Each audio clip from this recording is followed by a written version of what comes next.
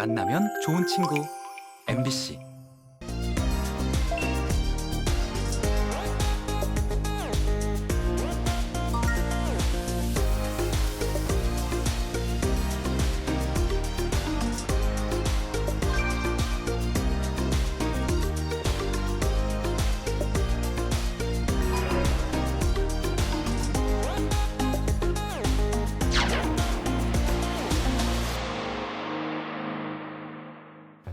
사람은 평생 동안 지구 4바퀴의 거리를 걷는다고 합니다. 그만큼 건강한 발의 중요성 아무리 강조해도 지나치지 않겠죠. 네, 맞습니다. TV 메디컬 약선 오늘은요. 하루 종일 애쓰고 있는 우리 발에 좀 주목을 해보겠습니다. 네. 신발과 양말 속에 꼭꼭 숨겨놨던 고민들. 오늘 맨발 걷기를 통해서 자세히 이야기 나눠볼게요. 네, 오늘 도움 말씀 주실 건강 주치의는요. 재활의학과의 김정훈 원장님이십니다. 안녕하십니까? 안녕하세요. 안녕하세요.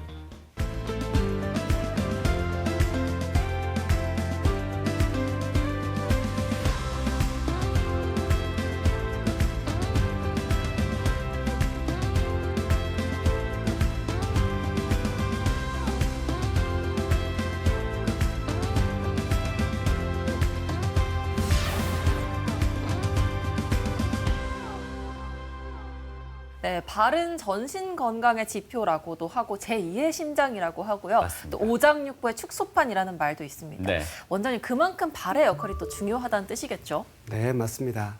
우리 몸에서 가장 중요한 장기를 두 가지 들라면 뇌하고 심장이라고 할 수 있는데 네.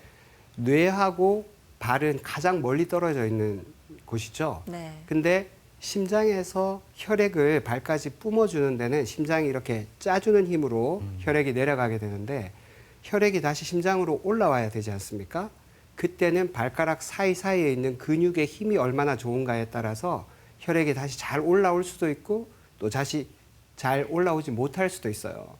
그리고 이 발 사이사이에 있는 이 근육들 중간중간에는 우리 장기하고 연결되어 있는 여러 가지 또 지압점들이 있기 때문에 발이 얼마나 땅과 만나서 자극을 잘 받는가에 따라서 뇌도 심장도 온몸도 함께 좋아진다고 할 수가 있겠죠. 네.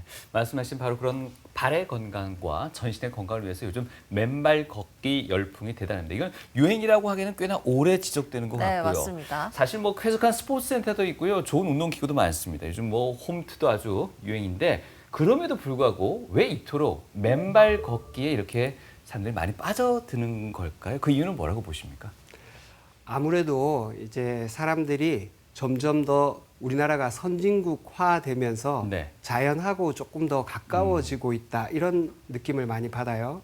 그리고 이 맨발 걷기를 통해서 실제로 뭐 단기간에 불과 수개월 만에도 자기 건강이 회복되는 분들이 점점 많아지고 주변에 그런 분들을 보다 보면 이거 특별히 돈이 드는 것도 아니고 네. 아주 어려운 것도 아니니까 자연스럽게 이 맨발 걷기 대열에 동참하시는 분들이 점점 많이 늘어나는 것 같습니다. 맨발 걷기 말 그대로 맨발로 걷는다라는 의미입니다. 하지만 그 맨발 걷기란 말만 들어도 왠지 조금은 건강해지는 듯한 그런 느낌 들지 않습니까? 네, 그렇죠? 맞습니다. 예. 뭔가 막연하게는 좀 아이 때로 돌아가서 맨발로 막 이렇게 뛰어다니는 게 네. 생각이 나기도 하고 예. 이게 또 뭔가 흙을 밟으면서 좀 스트레스가 풀릴 것 같은 그렇죠. 느낌도 들고요. 발도 시원해질 것 같고 지압이 되는 효과도 있을 것 같고 뭔가 땅 기운도 흡수되는 것 같고 그런 여러 가지 느낌이 드는 건 사실인데 이걸 과연 맨발 걷기의 의학적 효과는 또 어떻게 설명하실지 궁금합니다. 말씀 좀 부탁드릴까요? 네.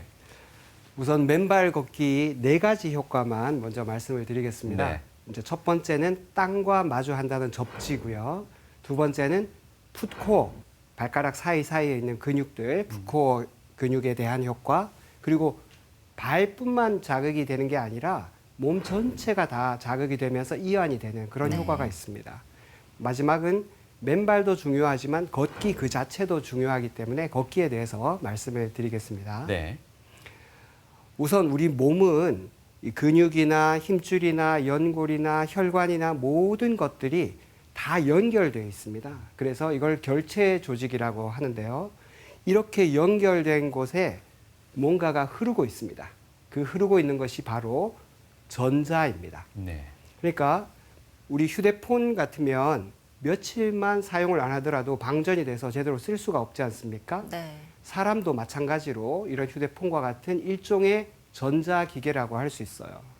그래서 이 전자기계가 충전이 안 되면 제대로 작동이 안 되는 것처럼 네. 사람도 땅과 만나서 이 자유전자를 잘 흡수하지 못하면 제대로 작동이 안 되는 거죠. 그러니까 신발을 신고 있다 보면 우리가 땅과는 완전히 차단돼서 지내지 않습니까?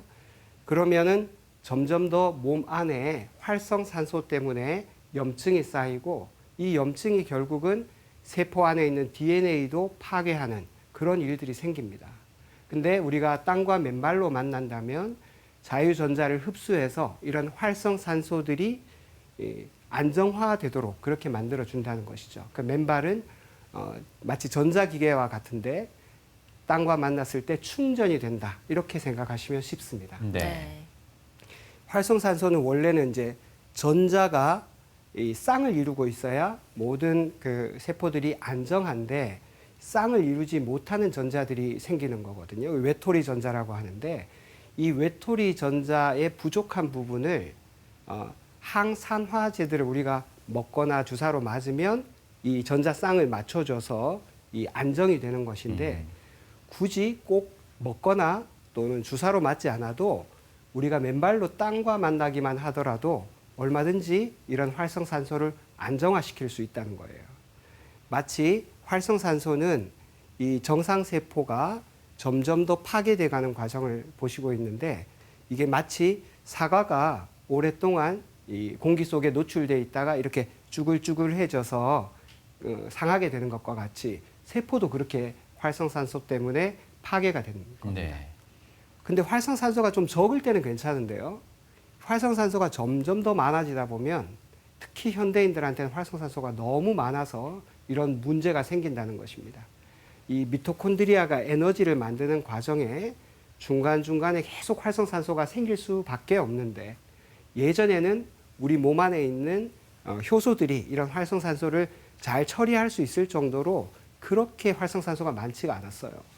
그런데 현대에 와서는 활성산소가 너무 많아져서 이 생명체가 괴사하는 정도에까지 이르는 일들이 우리 주변에 너무 흔하게 벌어지고 있습니다. 네.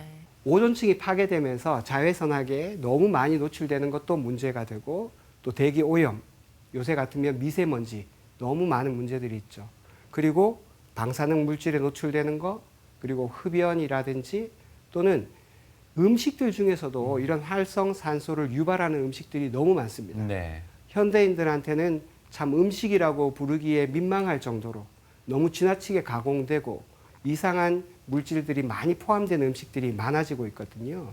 그리고 최근에는 코로나 바이러스를 포함해서 다양한 변이된 바이러스나 세균들이 많아지고 있어서 이런 것들이 전부 다 우리 몸에 들어와서 활성산소를 유발하고 이게 결국 마지막에 유전자까지 변형을 시키고 네. 결국에는 암으로 발전할 수도 있는 겁니다. 이건 제가 이제 유라공원에서 접지 실험을 한 장면인데요. 일반 양말이랑 접지 양말이랑 이런 것들을 가지고 맨 오른쪽에 보시는 이런 접지 테스트 기계로 가지고 한번 접지 실험을 해봤어요. 제가 이제 신발을 신고 접지를 해보니까 0.007 뭐 이렇게 이게 전위차가 있는 거거든요. 네. 그러니까 지구하고 내 몸과는 뭔가 저항이 있는 거죠. 지금 이 전위차라는 게 저항이 있다는 뜻이거든요. 제가 이제 맨발로 땅을 짚었죠. 그러니까 저항이 전혀 없죠. 전위차가 전혀 없습니다. 네. 나하고 땅 사이에는 아무런 저항이 없는 상태가 된 거죠. 네. 이게 바로 이제 접지 효과입니다. 전기적으로 나하고 땅과 완전히 하나가 됐다는 뜻이에요. 지금 이 표는 혈류 속도하고 제타전이라는 걸 보여주고 있는데 위에가 이제 접지하지 않은 사람의 혈액 흐름이고 아래쪽은 접지한 사람의 혈액 흐름이에요. 지금 혈류 속도를 보시면 접지 전에는 8.15, 접지를 하고 있는 동안에 21.8, 약 한 2.68배 정도 혈액이 더 빨리 흐릅니다. 그리고 제타전이라는 것은 이제 적혈구 막에 있는 전기적인 성질인데 이 전기적인 성질이 서로를 밀어내게 돼요. 그러니까 밀어내는 힘이 강할수록 서로 적혈구가 떨어져서 흐르게 되는 거죠. 그래서 왼쪽에 보시면 접지 전에는 5.28이었다가 접지를 하고 있는 중에는 14.3으로 거의 한 2.7배 혈류 속도하고 거의 비슷한 정도로 제타 전이의 차이가 보이게 되죠. 네. 여기 보시면 적혈구가 하나만 있는 것도 있고 4개 이상 있는 것들도 있어요. 덩어리 져서 하나만 있는 것들이 접지 전에는 26.8%, 접지를 하고 있는 동안에는 43.1%로 굉장히 하나씩 떨어져 있는 아이들이 많이 늘죠. 네. 그런데 이 4개 이상 덩어리가 크게 진 아이들이 접지 전에는 34.7%였다가 접지를 하는 동안에는 15%로 절반 이상 뚝 떨어지게 됩니다. 이게 바로 접지가 적혈구들을 하나하나 따로 떨어져서 부드럽게 혈액 흐름을 만들어주는 원리가 되겠습니다. 또 이 혈류 흐름이 좋아지는데 또 하나 중요한 그 기능이 있는데 우리가 혈액이 발로 내려갔다가 다시 올라오는 데는 발가락 사이의 근육이나 종아리 근육의 힘이 되게 중요하거든요. 네. 근데 실제 실험을 해보니까 맨발 걷기 하는 사람들은 신발로 걷는 사람들보다 발가락 근육과 종아리 근육의 힘이 훨씬 더 좋아지는 걸로 돼 있어요. 그래서 정맥 중간중간에 밸브가 있는데 이 정맥의 밸브가 잘 작동하도록 만들어주는 것이 바로 맨발 걷기의 또 다른 효과라고 할 수가 있겠습니다. 두 번째는 이제 풋코어 근육, 발가락 사이사이에 있는 근육들인데요. 지금 왼쪽에 보신 분의 발은 발 사이사이에 근육이 굉장히 풍부하게 되어 있는데 반해서 예. 이분은 이제 신발만 신고 걷는 분인데요. 여기 보시면 중간에 하얀색 뭐가 보이죠? 이게 다 네. 지방입니다. 그리고 근육 양도 굉장히 적죠. 저분에 비하면 이분은 3분의 1이 될까 말까 할 정도로 굉장히 근육량이 작습니다. 예. 이런 분들은 발가락이 움켜쥐는 힘 자체가 약해지는데 그게 결국은 쉽게 넘어지는 낙상하고 굉장히 관련이 깊습니다. 노인분들은 넘어지시면 고관절이나 척추를 다치기 쉽고 앞으로 넘어지면 손목, 뒤로 넘어지면 이제 머리를 다치기가 쉽죠. 요새는 고관절 수술하는 기술이 많이 좋아졌다고는 해도 한번 넘어지시고 난 다음에 다시 못 일어서시는 분들도 많거든요. 그런 분들은 굉장히 빨리 치매가 진행이 됩니다. 네. 그러니까 나이 드셔서 넘어지시고 또 치매가 걸리지 않으시려면 특히 65세 이상 되시는 노인분들이라면 반드시 맨발 걷기를 통해서 풋코어 근육을 강화하시기를 추천드립니다. 세 번째는 발뿐만 아니라 맨발 걷기를 하면 전신적으로 이완되는 효과가 있습니다. 우리가 맨발로 땅을 디디는 것이 제가 디딘다고 할 수 있지만 지구 입장에서 보면 지구가 내 발을 잡아주는 것일 수도 있거든요. 네. 그러니까 지구에게 발 마사지를 받는 셈이죠. 네. 제가 의과대학 다닐 때 그때 저는 이미 아내도 있고 아기도 하나 있었어요. 그런데 뭐 가장이지만 별로 돈을 벌 수가 없어가지고 아내한테 해줄 수 있는 게 별로 없었습니다. 근데 예과 1학년 때 그 도서관에서 인도에서 이제 발 반사요법을 배워오신 분이 쓴 책을 봤어요.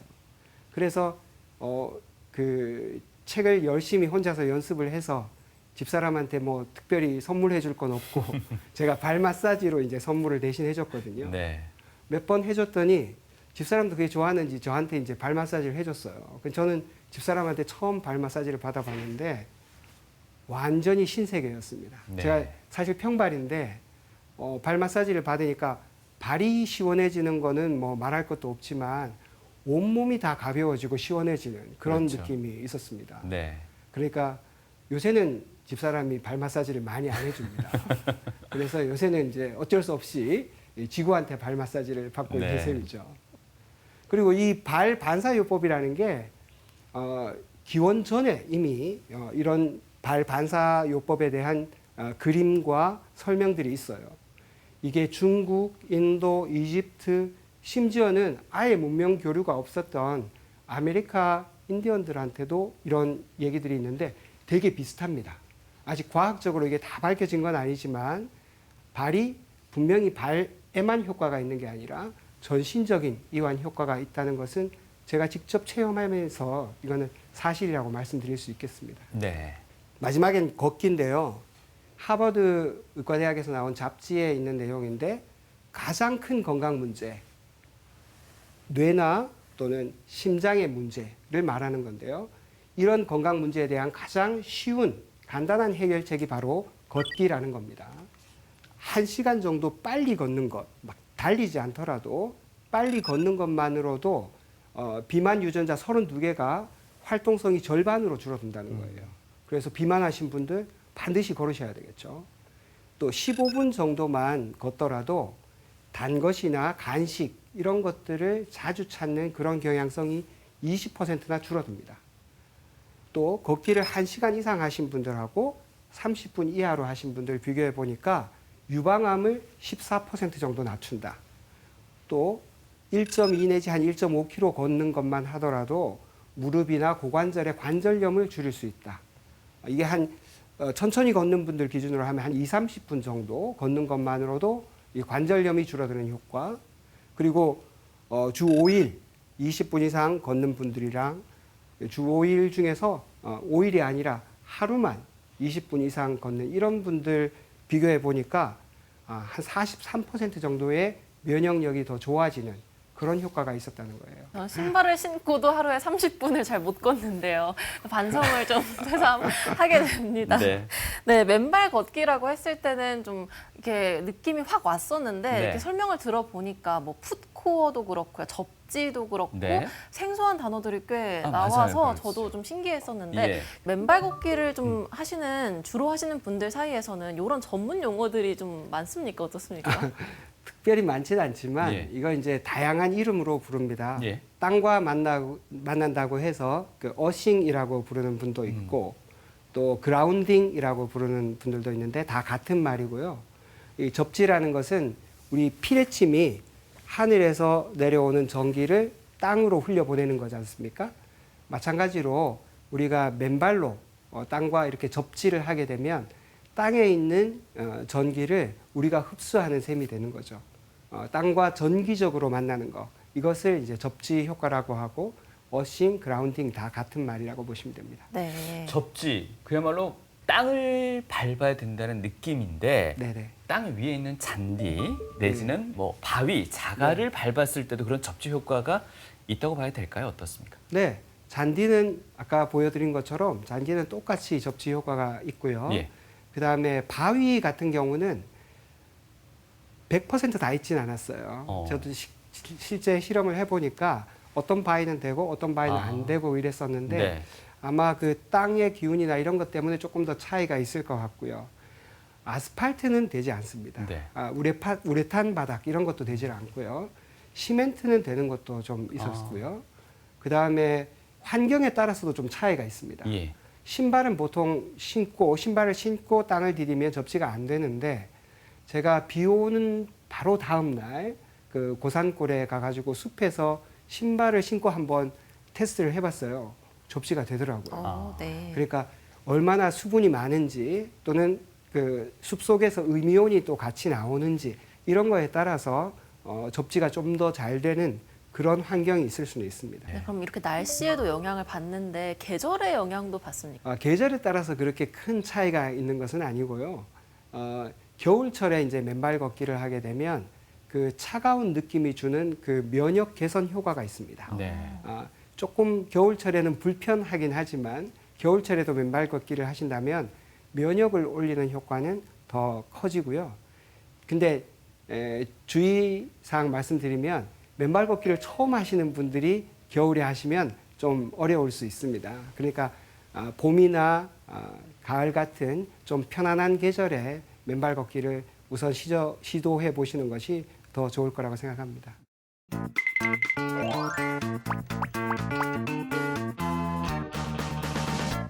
요즘처럼 봄 날씨에 산책을 나가보면요, 맨발로 운동하시는 분들이 굉장히 많습니다. 그래서 오늘은요, 질문신을 통해서 맨발 걷기에 대한 오해와 진실, 그리고 궁금증까지 한번 알아보도록 하겠습니다. 최근에 저도 이렇게 맨발 걷기를 간헐적으로 하고 있습니다. 이렇게 공원 같은 데 가보면 어르신들이 굉장히 많습니다. 네네. 문득 드는 생각이, 어르신들 같은 경우에는 뭐 어찌됐든 간에 건강하신 분도 많겠지만 이 무릎 관절염이 있는 분들이 맨발 걷기도 해도 괜찮은지 좀 걱정이 되더라고요. 선생님 의견 듣고 싶습니다. 무릎 관절염이 있는 분들 중에서 이제 급성 염증이 있어가지고 관절이 붓는다든지 빨갛게 염증이 겉으로 드러날 정도가 된다. 또는 물이 찼다. 그래서 시큰시큰하다. 이런 정도 되시면 당연히 치료를 받고 하셔야 되고요. 그런 정도가 아니라 좀 뻐근하다. 약간 뜨끔뜨끔한 정도의 통증이다. 이런 정도 통증이시면 오히려 무릎 관절염이 걷고 난 다음에 더 좋아진다는 분들이 많습니다. 발의 통증을 조금 가지고 계신 분들이거나 혹은 저 치료 중이신 분들이 맨발 걷기를 할 때 좀 주의할 사항이 많이 필요할 것 같아요. 소위 말해서요, 족저근막염, 무지의 반증 네. 뭐 이런 거 있잖아요. 네네. 이런 거 사실은 그런 것보다 좀 휴식이 더 필요하지 않을까요?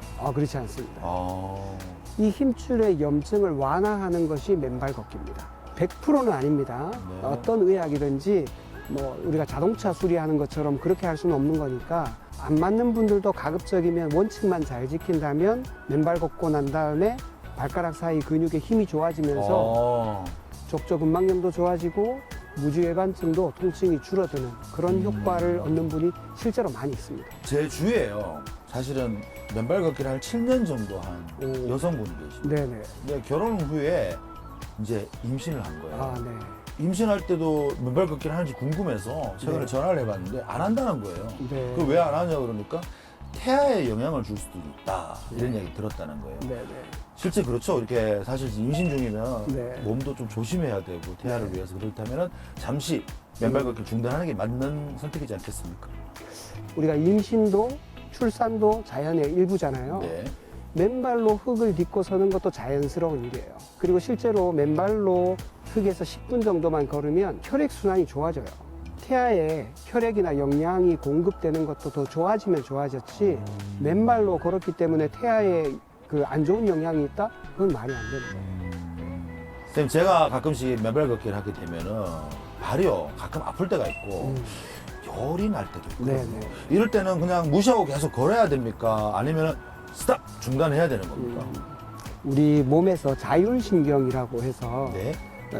땀구멍을 열었다 닫았다 이렇게 알아서 자율적으로 돌아가는 신경계가 있습니다. 네, 체온 조절을 하게 되죠. 예, 체온 조절을 그렇게 하는 거죠. 발이 화끈거리신다는 분들은 이 자율신경계 조절 능력이 조금 떨어지시는 거거든요. 아, 그래요? 예, 그런 분들은 발에 땀 나는 것뿐만 아니라 다른 쪽에 문제가 같이 있을 가능성이 굉장히 많으세요. 일단은 확인을 해보는 게 좋아요. 검사를 해봐야 된다. 네네. 네. 그리고 발에 통증을 느끼시는 분들은 네네. 바닥이 자기 발하고 안 맞을 수 있어요. 모래사장이라든지 황토길이라든지 잔디밭이라든지 이런 곳에서는 좀 오래 걸어도 잘 적응을 하시거든요. 그렇게 적응을 하고 난 다음에 조금씩 단단한 바닥도 이렇게 걸어보시는 게 안전한 방법입니다. 아, 그렇군요. 선생님, 직립보행하는 동물들은 다 척추에 의존을 많이 하지 않겠습니까? 근데 그걸로 인해서 많은 분들이 디스크를 앓고 계시는 분도 계세요. 목 디스크, 허리 디스크를 앓고 계시는 분들이 맨발 걷기를 하면은 허리가 좋아지더라. 목도 좋아지더라. 이런 좀 제가 믿기 힘든 말들이 좀 있더라고요. 결론부터 말씀드리면 허리 디스크는 좋아진다는 연구 결과도 많고 실제 환자분들 사례도 굉장히 많습니다. 목 디스크는 아직 그만큼의 자료가 많지는 않습니다. 땅과 거리가 좀 더 멀어서 그런가요? 그런 것도 있고요. 발바닥에서 올라오는 근육들이 종아리, 허벅지 뒤쪽을 통해 가지고 이 골반, 그다음에 기립근이라고 있는데 이런 근육들하고 다 연결이 되어 있습니다. 맨발 걷기 하고 난 다음에 굉장히 빨리 이 척추 주변의 통증들이 사라진다는 분들이 많이 있어요. 저림, 그러니까 방사통이라고 하는데 이런 증상이 나타나는 분들은 실제로 염증이 같이 있는 거거든요. 목 통증은 그것보다는 영향이 덜하지만 실제로 좋아지는 분들이 있긴 있습니다. 네, 맨발 걷기와 관련된 다양한 궁금증, 질문 있습니다를 통해서 알아봤습니다. 네. 네, 맨발 걷기가 참 단순하면서도 쉽게 도전할 수 있는 운동이기는 하지만 네. 그 효과는 단순하지 않다고 하거든요. 원장님, 맨발 걷기 효과 설명 부탁드리겠습니다. 네. 워낙 많아서 네 가지만 추렸습니다. 네. 첫 번째가 부드럽게 혈액이 흐른다는 것이고, 네. 두 번째가 상처가 빨리 아문다. 세 번째는 스트레스가 줄어든다. 네 번째는 잠을 잘 주무시게 된다는 거예요. 지금 보시는 영상은 맨발 걷기 하기 전에 어떤 할머니가 그 혈액을 뽑아서 혈액이 흐르는 그런 장면을 보여드리고 있는데, 네. 10분 정도만 맨발 걷기를 하고 왔더니 따로따로 혈액이 뭉쳐지지 않고 부드럽게 흐르는 것을 보실 수가 있습니다. 우리가 혈액 흐름이 부드럽지 않을 때 그때 제일 걱정하는 것이 바로 심근경색입니다. 심장 혈관이 막히는 것이죠. 또 뇌에서 혈관이 막히거나 터지는 경우가 있습니다. 뇌경색이나 뇌출혈도 바로 혈액 흐름이 원활하지 않을 때 생기는 일이고요. 지금 맨 왼쪽에 보이는 사진이 이제 정상적인 뇌의 MRI 사진이에요. 이 두 번째 가운데 보이는 사진을 보시면 화살표에 보면 약간 하얀색으로 비치는 부분이 있죠. 네. 이게 뇌 안에 있는 작은 혈관들이 막혀가면서 변성이 일어나는 겁니다. 그리고 이 마지막 사진은 흰 부분도 넓어졌지만 여기 보시는 것처럼 뇌하고 두개골 사이의 거리가 굉장히 넓어졌어요. 네. 이게 전부 다 이제 뇌척수에 물로 차 있는 건데 이거는 뇌가 쪼그라들었다는 뜻입니다. 이게 바로 치매로 진행하고 있는 과정을 보여주는 거거든요. 이런 것들이 다 혈액의 흐름이 원활하지 않을 때 생기는 일들입니다. 두 번째는 우리가 상처가 생겼을 때 잘 아문다는 것인데, 이분이 이제 84세 당뇨가 있으신 분이었어요. 네. 새로 신발을 사서 어디 파티에 갔다 왔더니 저렇게 복숭아뼈에 상처가 나가지고 안 낫는 겁니다. 한 달 동안 열심히 센터에서 치료를 받았는데 낫지를 않아서 주변에 어떤 분들 추천을 받아가지고 접지를 한 거예요. 접지를 하고 났더니 일주일 동안에 저 정도로 회복되고 2주일 지나니까 이만큼 회복이 된 거예요. 상처도 빨리 아물지만 자세히 보시면 피부의 탄력도 첫째는 되게 거칠었던 것이 훨씬 더 부드러워진 것을 볼 수가 있습니다. 이게 바로 맨발 걷기의 두 번째 효과죠. 세 번째는 이제 스트레스 효과인데, 이제 눈앞에 사자가 나타났을 때 우리가 막 도망쳐야 되는 그런 상황이 바로 우리 스트레스 상황이라고 할 수 있습니다. 지금 이 화면은 스트레스 상황이 심할 때 우리 몸에서 어떤 반응이 있는지를 알아보는 검사인데요. 자율신경계 검사라고 합니다. 맨 왼쪽에 빨간 그래프가 바로 교감신경을 얘기하는 거예요. 아까 사자가 나타나서 내가 빨리 도망쳐야 될 때, 이때가 바로 교감신경이 쫙 올라가는 겁니다. 그리고 지금 화살표 보이는 것은 감정 상태가 굉장히 불안하거나 두렵거나 이렇게 격앙되어 있는 상태예요. 네. 이게 일반적인 현대인들 중에서 만성 피로가 있거나 늘 불안증이 있는 사람들의 그 그래프입니다. 이런 분들이 이제 맨발로 접지를 하고 났더니 이렇게 교감신경이 줄어드는 거죠. 그리고 부교감신경은 더 올라가고, 부교감신경은 잠도 잘 자고 소화도 잘 되고 몸이 전체적으로 잘 이완되는 상태를 말하는 겁니다. 네. 그리고 감정 상태도 격앙되어 있던 곳에서 조금 더 평화롭게 이렇게 바뀐 거죠. 그러니까 맨발 걷기는 이렇게 교감신경을 가라앉혀주고 몸을 더 평화롭게 스트레스를 줄여주는 그런 효과가 있다는 것입니다. 맨발 걷기 효과가 무지무지하게 많지만 거의 대부분 약 90% 이상의 환자분들이 동의하는 것이 꿀잠 효과입니다. 꿀잠 효과. 잠을 너무 잘 주무세요. 잠도 빨리 들게 되고 아침에 일어나도 개운하고, 그리고 근육이 뻣뻣하거나 통증이 있다거나 이런 것들 전부 다 좋아지기 때문에 맨발 걷기 다른 효과는 다 몰라도 나는 잠 하나는 잘 잔다, 이런 분들이 굉장히 많습니다. 그리고 잠을 잘 자게 되면 그 뇌를 청소하는 효과가 있습니다. 저렇게 빨갛게 보이는 이제 뇌에 있는 동맥하고 또 파랗게 보이는 정맥이 있는데, 우리가 동맥과 정맥 사이에 또 림프계라는 게 있습니다. 우리 사지에는 다 림프계가 있어서 이 림프계가 찌꺼기들을, 노폐물들을 걸러내는데요. 뇌에는 저런 동맥, 정맥을 거쳐서 림프계 쪽으로 찌꺼기를 가져오는 방법이 있다는 것을 최근에 알게 됐어요. 그러니까 이런 뇌의 찌꺼기들을 청소하는 방법이 바로 깊은 잠을 자는 겁니다. 낮에는 이게 잘 안 이루어져요. 밤에 깊은 잠을 자게 되면 뇌가 약간 스폰지처럼 이렇게 조금 쪼그라듭니다. 그 사이사이로 뇌 척수액이 흐르면서 저렇게 그 찌꺼기들을 흡수해가지고 빼내게 됩니다. 그런데 깊은 잠을 자려면 맨발 걷기만 한 게 없다는 거죠. 우리가 치매가 진행하는 것은 바로 저런 찌꺼기들이 잘 제거가 되지 않을 때 치매로 진행하게 됩니다. 밑에 보면 치매가 있으신 분들은 뇌가 좀 쪼그라들어 있고 물이 차 있는 공간이 넓어지고 또 뇌 사이사이에 타우 단백질이라든지 베타 아밀로이드와 같은 이런 찌꺼기들이 빠져나가지 않고 그대로 남아 있어서 결국은 이렇게 치매로 이어지는데 치매를 예방할 수 있는 가장 좋은 방법이 저는 맨발 걷기라고 생각합니다. 네. 맨발 걷기는 이 외에도 뭐 통증이 좋아진다든지 체력이 빨리 회복된다, 염증이 좋아진다, 또 혈압도 낮아지는 분들이 많이 있고요. 또 면역력이 좋아져서 또 암 환자분들이 치료를 끝까지 잘 받고 회복하시는 분들도 많이 있습니다. 또 골다공증, 또 균형 감각이 회복되는 분들도 많고, 심지어는 제 환자분 중에는 그 암 환자분인데 이 머리카락이 너무 빨리 자란다. 그 처음에 저를 만났을 때는 머리숱이 적어가지고 늘 모자 쓰고 다니셨는데 지금은 이제 모자 벗고 당당하게 기분 좋게 다니시는 분도 있습니다. 실제로 원장님 내원하는 환자분들 중에 이 맨발 걷기를 처방을 해주시는 거잖아요. 네네. 그런 분들은 보통 어떤 통증을 가지고 내원을 하는 경우가 많은가요? 통증은 이제 요통이 제일 많고요. 네. 두 번째는 이제 목하고 목 디스크나 어깨 통증이 거의 비슷한 비율이고, 그 다음에 이제 무릎 통증이 또 많고 그렇습니다. 이런 통증 때문에 부위별로 있는 통증 때문에 오시는 분도 있지만 암 환자분들은 이제 전신적인 통증이 있는 분들도 있거든요. 만성 통증이 있으신 분들은 통증이 또 여기저기 좀 돌아다니는 그런 분들도 있고, 그런 분들에게도 맨발 걷기는 돈 안 들어가죠. 부작용이 별로 없죠. 그리고 통증 효과뿐만 아니라 얻을 수 있는 효과가 아까 말씀드린 대로 너무나 다양하기 때문에 아무거나 하나만 얻어 걸려도 무조건 남는 장사입니다. 네. 예.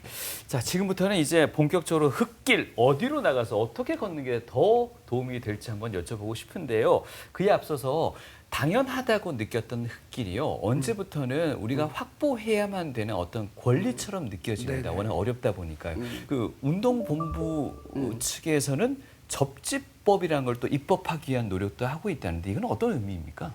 네. 제가 어릴 때만 하더라도 예. 동네 전부 다 흙길이었죠. 예. 언제부턴가 이렇게 시멘트와 아스팔트가 깔리면서 사람들이 지구와 멀어지게 되는 그런 그 상태가 됐는데, 네. 맨발 걷기 운동 본부에서 작년부터 사람들이 우리도 좀 맨발로 좀 쉽게 걸을 수 있게 해주라고 예. 지방자치단체나 정부에다가 요청하는 일들이 많아졌고요. 대구는 그런 요청을 하기 전에 이미 좀 만들어 놓은 곳이 많은데 예. 서울에는 그런 곳들이 굉장히 부족했었거든요. 그래서 작년부터 굉장히 많이 늘고 있습니다. 네. 이제 다만 조금 걱정이 되는 것은 황토길이 좀 좋은 건 사실인데 황토길을 만들어 달라고 너무 강력하게 요청을 하셔서 네. 지방자치단체에서 굉장히 좀 곤란을 겪고 있는 곳도 있습니다. 황토는 사실 굉장히 관리하기가 어렵고 비용도 많이 들거든요.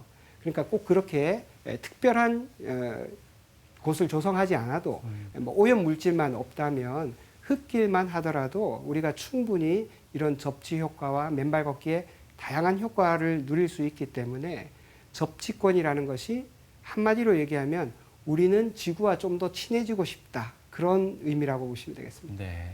그래도 묻곤 합니다. 그래도 어디가 좋을까요? 라고 말이죠. 대구는 꽤 많아요. 제가 제일 자주 가는 곳이 앞산의 그 고산골 공룡공원이고요. 네. 두 번째는 수성못, 그리고 세 번째는 유라공원, 또 대구는 그 수목원 있지 않습니까? 수목원에 가면 마사토길도 있고 황토길도 좀 조성이 돼 있고, 경북에는 심지어 이제 도지사님이 맨발로 많이 걸으시니까 네. 네. 도청 안에도 있다고 들었습니다. 제가 네. 가보진 않았는데 영천에도 보니까 맨발길이 황토길이 잘 조성되어 있는 것 같더라고요. 예. 문경 같으면 또 문경 세제길이 또 그렇게 맨발 걷기 좋은 장소고 대구 경북은 다른 지역에 비해서 미리 이런 좋은 그 맨발 걷기 장소들이 네. 많이 있는 것 같습니다. 좋은 곳에 가서 바른 방법으로 걸을 수 있는 방법 지금부터는 또 화면을 통해서 좀 설명을 해주실까요? 네. 지금부터는 이제 맨발 걷기 요령 말씀을 드릴 텐데요. 이런 제 왼쪽에 보시는 건 이제 앞산의 고산골이고 두 번째는 수성못, 세 번째도 이제 수성못 잔디밭인데 네. 전부 다 맨발 걷기 다 좋은 장소입니다. 나한테 가장 잘 맞는 맨발 걷기 장소는 어딜까? 바닷가가 제일 안전하고 좋습니다.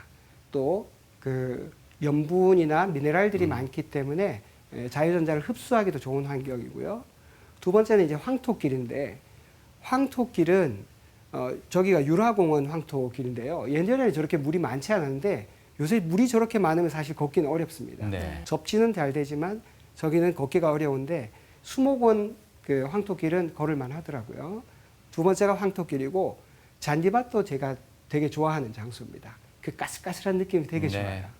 근데 이제 가을철 같은 경우는 해충에 물리면 또 뭐 쯔쯔가무시나 이런 병이 걸리지 않을까 이렇게 우려하시는 분들이 있는데 그런 분들은 걱정해 가면서 저기 꼭 걸으시라는 건 아니고요. 이렇게 한 자리에 오래 머물지 않으면 잘 물릴 일이 없습니다. 네. 그리고 이제 네 번째가 일반적인 모래사장. 모래사장은 사실 놀이터, 아파트 놀이터나 학교 운동장 구석이나 이런 데 가서 모래사장을 이제 처음 걸으시는 것도 좋습니다. 위에 네 개는 비교적 초보자분들한테 안전한 장소라서 말씀을 드리는 겁니다. 이 정도도 괜찮다. 이 정도 모래사장이나 잔디밭에서 한 20-30분 이상 걸어도 괜찮다고 하시는 분들은 그 다음 이렇게 마사토길, 흙길로 넘어오셔도 됩니다. 흙길은 굉장히 느낌이 다양하죠. 예. 좀 굵은 자갈이 있는 곳도 있고 가는 곳도 있고 그 다음에 뭐 시냇물, 그 다음에는 숲길, 마지막에는 이제 저는 그 앞산 올라갈 때 맨발로 하거든요. 그래서 트레킹까지도 해볼 수 있습니다. 네. 다만 앞쪽이 다 괜찮아야 됩니다. 네. 흙길에서도 힘든데 막 처음부터 막 산길 올라가고 그러시면 안 되고요. 우리가 맨발로 걸으면 반드시 발 뒤꿈치로 걸어야 된다는 고정관념에서 좀 벗어나야 됩니다.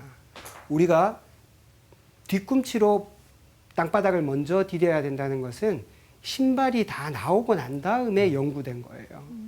그 지금 보시면 달리기 할 때 운동화를 신으면 뒤꿈치부터 닿지만 이분은 맨발로 달리잖아요. 그러면은 뒤꿈치부터 닿지 않습니다. 앞꿈치가 닿게 돼요. 우리가 맨발도 어떻게 내가 목표를 잡는가에 따라서 뒤꿈치로 디딜까 앞꿈치로 디딜까 좀 달라질 수 있습니다. 내가 만약에 평화롭게 여유 있게 내 마음을 안정시키기 위해서 걷는다. 그러면 당연히 천천히 걷게 되겠죠. 그럼 천천히 걸으면 뒤꿈치부터 닿는 게 좋습니다.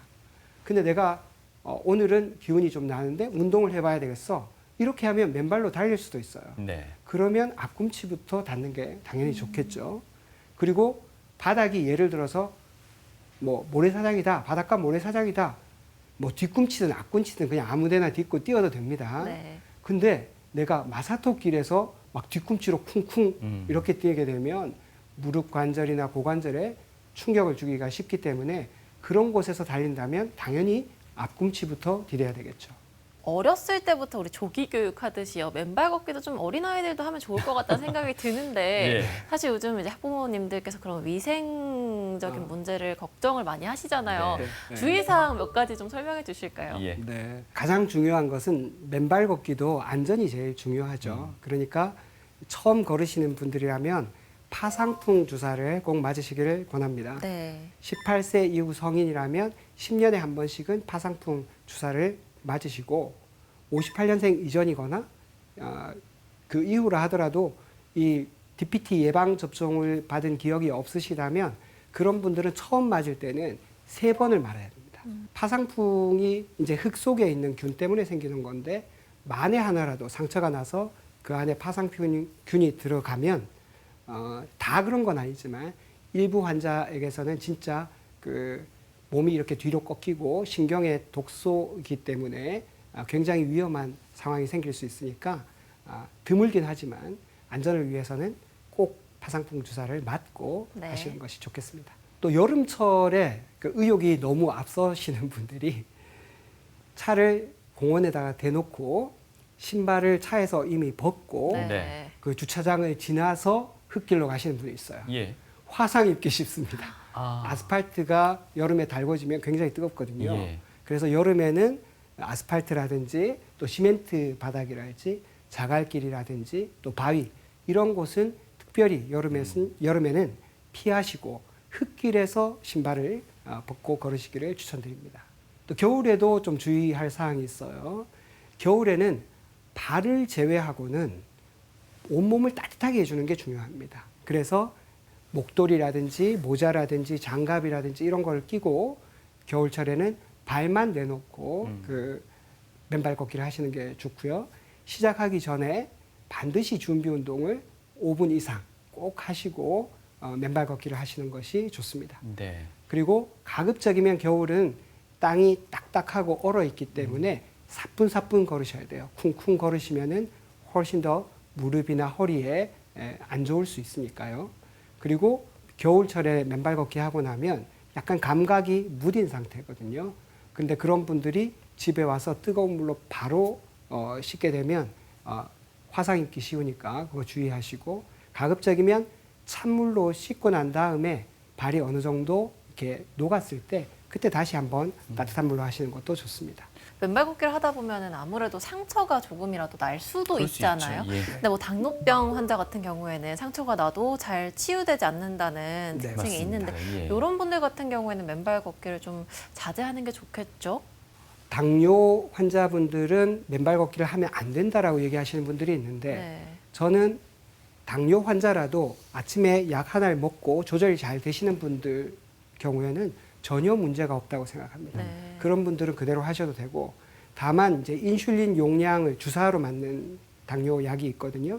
인슐린 용량을 굉장히 고용량으로 맞아야 된다든지 약을 먹어도 조절이 안 돼서 계속 약을 용량을 올리고 있는 그런 분들이라면 맨발 걷기를 할 때 주의를 하시는 것이 맞습니다.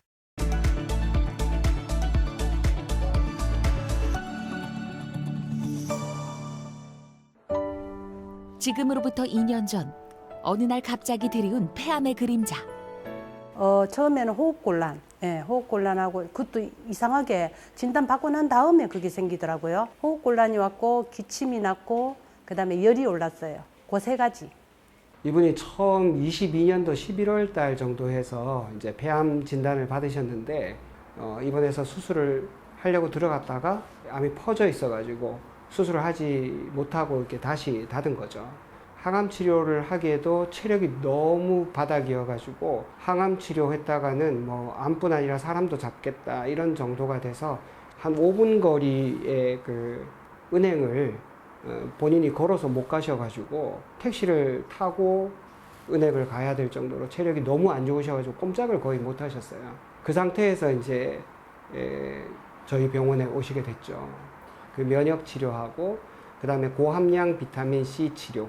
자율신경계가 워낙 불안하고 환자분 체력도 많이 떨어져 있는 상태이기 때문에 그런 것들을 보완해서 체력을 올려주고 잠도 좀 잘 주무시게 하고 하는 그런 자율신경계 치료를 같이 병행했습니다. 폐암 진단 이후 호흡과 심장 박동, 체온 조절 등 신체의 다양한 기능을 총괄하는 자율신경계에도 빨간불이 켜졌다. 추가적인 검사를 통해 신체의 항상성을 유지하는 교감신경과 부교감신경의 균형도를 측정한다. 그리고 밸런스를 확인한다. 교감신경, 부교감신경의 불균형 때문에 통증도 많이 오지만 잠을 잘 못 자고 늘 몸이 긴장돼 있고 소화도 잘 안 되는 그런 분들이 굉장히 많습니다. 특히 암 환자분들한테는 이런 경우가 너무 흔해서 자율신경계 검사를 하면 우리 몸을 어떻게 활용하고 있는지, 우리 몸이 어떻게 안에서 돌아가고 있는지를 확인할 수 있는 그런 검사가 바로 자율신경계 검사라고 할 수 있습니다. 체력이 너무 떨어진 상태에서 오셨는데 지금은 보시면 자율신경이 정상인 안에 들어가요, 평균 안에. 정기적인 검사 및 치료를 통해 비교적 조금씩 몸 상태가 호전되고 있는 요즘. 약해진 체력을 다시 끌어올리기 위한 운동도 병행 중이다. 제가 면역력도 더 올리고 지금처럼 좋아진 상태를 꾸준히 잘 유지하시도록 맨발 걷기를 같이 권해드렸죠. 병원 치료도 지금처럼 잘 받을 거고요. 아침에 일어나면 맨손 체조하고 그다음에 스트레칭하고 또 여기 원장님이 추천해 주신 맨발 걷기도 매일 할 것입니다. 활짝 핀 벚꽃이 봄 인사를 건네는 4월의 어느 날, 김정은 원장과 그의 환자들이 오늘은 병원이 아닌 앞산의 한 공원을 찾았다. 약속이라도 한 듯 모두 다 같이 맨발 태세에 나선 이들. 반가운 얼굴, 아니 반가운 맨발의 청춘들이 한자리에 모였다. 자, 우리 한번 같이 걸어볼까요? 원장님 저도 같이 걸어도 됩니까? 오케이. 오케이 다시 한번 걸어보겠습니다. 야 이게 걷는 게 쉬운 게 아닌데. 암 수술 이후 잃어버린 삶의 활력을 되찾기 위해 시작한 맨발 걷기가 이제는 일상이 되어버렸다는 이들. 아유 어머니 원장님은 어떻게 만나셨는데? 저는 초기 이암이었어요. 위암이시라고요? 네, 예. 어머니는? 저는 폐암요. 잠깐만요. 얼굴이 되게 밝으세요. 네. 원장님께서 네. 맨발 걷기를 하면 건강에 좋다 그래서 그거 하고 난 다음부터 활력이 생겼어요. 야 맨발 걷기가 미소 짓기까지 하는군요. 네. 아 그렇구나. 어머니 지금 방송 보시는 분들 맨발 걷기 할까 말까 아주 고민하는 사람도 많을 것 같거든요. 예. 지금 당장 나오셔서 맨발 걷기 하루 10분이라도 하세요. 시작하세요. 준비물은 간단하다. 신발과 양말을 벗어 던지고 아무것도 걸치지 않은 맨 상태의 발만 준비하면 끝. 이들의 특별한 인연이 흙길 위에서 이어져 오고 있다. 항상 요 선생님들하고 같이 걷는 거예요? 우리가 한 달에 한 번 정도 네. 같이 모여서 맨발로 지구와 평화롭게 만나는 그런 연습을 매달 한 번씩 이렇게 하고 있습니다. 정식 모임 있어요? 행복한 맨발 걷기. 행복한 맨발 걷기 너무 네. 좀 단순하지만 공감을 갑니다. 네네. 맨발 걷기 장소가 여러 군데 많습니다만은 네. 선생님이 꼭 추천하고 싶은 장소가 있다면 어떤 곳에 걸었으면 좋겠습니까? 제일 좋은 땅은 네. 매일 갈 수 있는 땅이 제일 좋은 그럼 땅입니다. 가까운 데잖아요. 그렇죠. 무조건 가까운 데서 매일 걸을 수 있는 땅이 제일 좋은 땅이에요. 오 그래요? 네. 마치 자연과 하나가 된 듯 온몸으로 느껴보는 흙의 보드라운 감촉. 이들이 내딛는 걸음에는 건강을 향한 작은 희망이 깃들어 있다. 어머니 평소에 이 맨발 걷기를 자주 하시는 모양이죠? 예, 일주일에 한 4번 내지 5번 합니다. 일주일에 맨발 걷기 하기 전과 후 평소에 일상생활에는 뭐가 많이 달라졌어요? 걸음이 빨라지고 그걸 말하시고 예, 또 뛰기도 하고 뛰기까지 한다고요? 예. 오. 항암 주사 맞고 이 몸이 모든 게 시약해졌는데 맨발 걷기 시작하고부터는 균형도 잘 잡히고 뛰는 데가 참 좋아요. 그리고 모든 게 좋아요. 혈압이라든지 당뇨라든지. 어머님 따라서 한번 걸으면서 건강해 볼게요. 예. 한번 걸어봅시다. 근데 처음 그러니까 발이 팍팍 못 가겠다. 괜찮은데요? 그런가요? 건강은 즐거움이다. 항상 행복하니까. 건강은 삶의 기본이다. 아프면은 아무것도 할 수가 없으니까 건강은 건강할 때 지키세요. 오늘보다 더 건강한 내일을 기대하며 이들의 뜨거운 맨발 열정은 앞으로도 계속될 것이다. 네, TV 메디컬 약선 오늘은 맨발 걷기에 대해서 자세히 알아봤습니다. 네. 원장님은 끝으로 시청자분들께 당부의 말씀 한마디 해주신다면요. 네. 도덕경에 보면 이제 인법지, 지법천, 천법도, 도법자연 이런 말이 있습니다. 그러니까 이때 법이라는 말은 뭘 본받는다, 담는다 이런 뜻인데 사람은 땅을 본받고 땅은 하늘을 본받고 하늘은 도를 본받고 네. 또 도는 결국 자연을 본받는다 이런 말입니다. 갈수록 우리 환경이 어려워지고 또 사람들은 더욱더 편한 것만 찾으면서 자연을 자꾸 훼손해 가면서 사람만 잘 살고 자연은 계속 힘들어지는 그런 일들이 주변에서 많아지고 있지 않습니까? 그래서 맨발로 우리가 지구와 만나면 우리가 자연스럽게 자연과 하나인 것을 우리가 알게 되니까 굳이 억지로 법으로 규제하면서 ESG 경영을 논하지 않아도 되는 거죠. 왜냐하면 사람도 자연의 일부니까요. 네. 통장에 막 잔고가 풍부하다. 너무 좋은 일이죠. 그렇지만 그것만큼이나 중요한 게 우리가 느낌이 풍부한 삶이 중요합니다. 그래서 저는 맨발로 우리가 땅과 만나면 느낌이 정말로 풍부해집니다. 네. 마치 입으로 음식을 맛보는 것처럼 발도 흙의 느낌을 맛을 보거든요. 발이 둔한 게 아니라 혓바닥처럼 예민해지고 모든 느낌을 다 온몸이 흡수하게 되니까 이 땅과 또 자연과 우리가 다 연결돼 있고 그러다 보면 옆에서 맨발로 걷고 있는 다른 분들과 우리가 다 연결돼 있다는 마음을 갖게 돼요. 그러면 더욱더 평화로워지고 사람이 정말 자연을 닮아가는 자연스럽게 흐르는 그런 삶이 되지 않을까. 그래서 맨발 걷기 꼭 한번 실천해 보시라고 당부드리고 싶습니다. 네. 네. 말씀하신 그 자연을 찾아가는 것 또한 인간의 본능 중에 하나가 아닌가 하는 생각도 더불어 들었습니다. 그 자연 속에서 몸이 숨쉬고 마음이 쉼을 느낄 수 있게 만드는 것이 바로 맨발 걷기인 것 같습니다. 다양한 질환으로부터 발목 잡히지 않으시려면요. 오늘부터라도 신발 없는 첫발 한번 내디뎌 보시기 바랍니다. 네, 건강한 삶을 위해서 당당하게 걸어갈 수 있도록 네. 오늘 유익한 말씀 주신 재활의학과의 김정훈 대표 원장님 오늘 말씀 감사합니다. 고맙습니다. 감사합니다.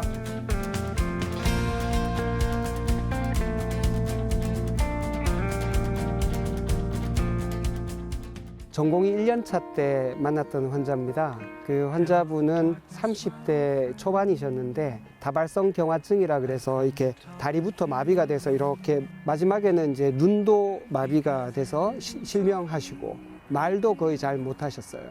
사이먼 가펑클 노래를 되게 좋아하셨어요. 밤에 잠이 잘 안 와서 힘들어하면 MP3에다가 회진 끝나면 귀에다 꽂아주고 가고 그렇게 했었거든요. 처음으로 외박을 나갔다가 돌아오는 길이었는데 응급 상황 다 준비해 놓고 제가 복귀하면 공원에 가가지고 같이 산책을 하려고 했었어요. 근데 제가 복귀하는 버스 안에서 지금 그 중환자실 들어갔다는 얘기를 들었어요. 한 20일 정도 중환자실에서 돌보다가 돌아가셨는데 그게 지금도 너무 아쉬워요. 제가 맡았던 환자 중에서 유일하게 살리지 못하고 돌아가셨던 분이라서 그런 분 앞으로 또 만나게 된다면 절대로 놓치지 않고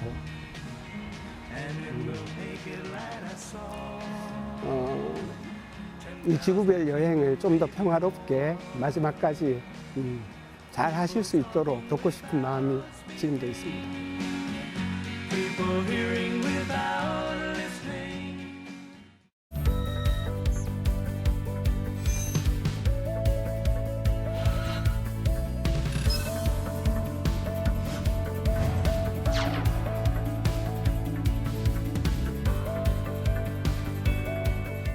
만나면 좋은 친구 MBC